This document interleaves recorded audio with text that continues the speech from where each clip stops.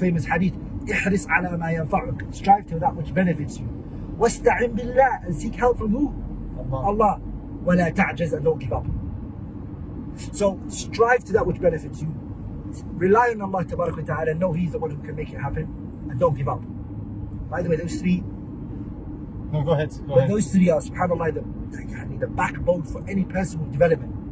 You've got to progress in life, and you know, all these famous non-Muslims that people listen to, Brian Tracy, Tommy Robbins, and people are always listening to, and the motivational speakers, and they get things from them. Anything a person needs to do, if it revolves around these three, subhanAllah, احرص على ما ينفعك, strive to that which benefits you in this world and in the hereafter. واستعن بالله, seek help from Allah Tabarak wa Ta'ala, ولا تعجز, and don't give up. That's it. That's the key to success, right?